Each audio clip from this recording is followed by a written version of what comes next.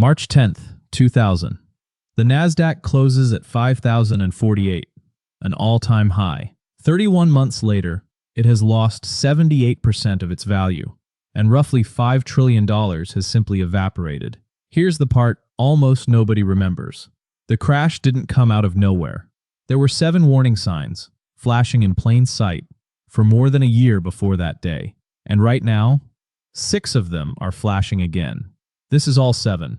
What they looked like then, what they look like now, and the one lamp that is still dark.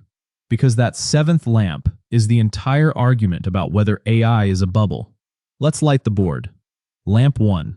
Building the infrastructure before the demand exists. In the late 90s, telecom companies buried millions of miles of fiber optic cable, enough to wrap the planet many times over, for internet traffic they were certain was coming. Most of that fiber never lit up. The industry had a name for it. Dark fiber. Billions of dollars of it, sitting silent underground. Now look at 2026.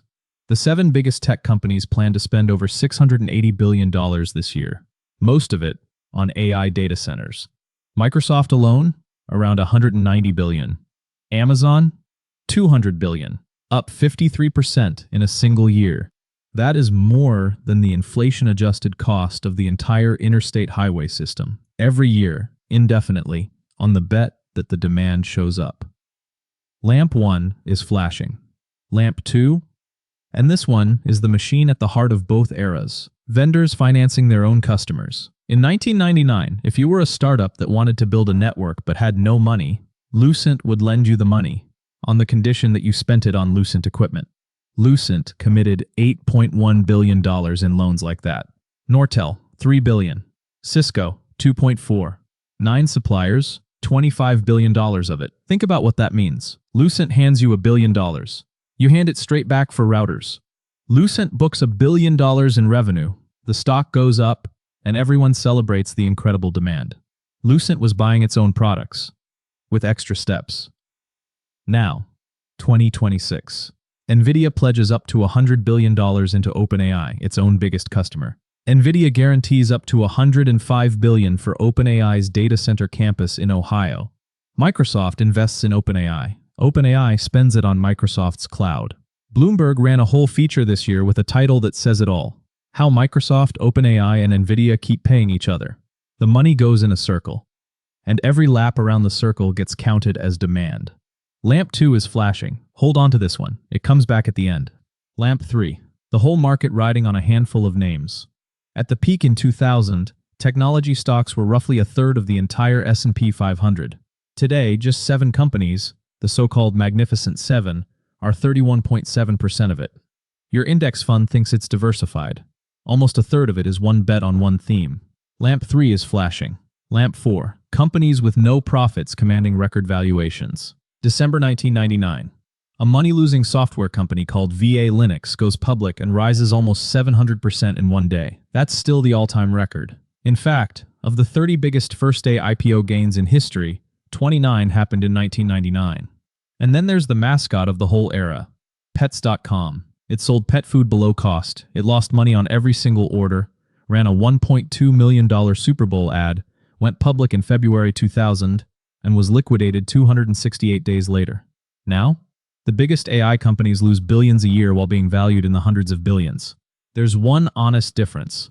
This time, the lottery tickets are mostly private, venture funds and private credit instead of public IPOs. Which means if it goes wrong, it unwinds in the dark first. Lamp 4 is flashing. Lamp 5. You can't judge this with old metrics. In 1999, analysts stopped talking about earnings and started counting eyeballs. Clicks, mind share. Profitability was for the old economy. Today the words are different. Compute, capability curves, time to AGI. But the job is identical. They exist to explain why the price makes sense even though the math doesn't. Whenever a new metric's main purpose is to replace profit, you are looking at Lamp 5. It's flashing. Lamp 6. The boom starts running on debt. The fiber build-out wasn't paid for with profits. There weren't any. It was paid for with borrowed money. And in 2026, American companies have issued about $1.7 trillion in bonds by mid-August. up 27% in a year, with AI as a major driver. Roughly $500 billion of this year's borrowing is AI-related. The Bank for International Settlements, the central bank of central banks, published a paper this year titled Financing the AI Boom: From Cash Flows to Debt. When the boom is funded by earnings, a slowdown hurts. When it's funded by debt, a slowdown cascades. Lamp 6 is flashing. And what happened to 1999's loans? We're about to find out. Lamp 7, the one that is not flashing. In 1999, the stars of the bubble made no money. Not small profits, no profits at all, and often no plan for any. The mania was built on fantasy businesses. Today's public AI leaders are nothing like that. Microsoft, Alphabet, Meta, nvidia, these are the most profitable companies in the history of companies.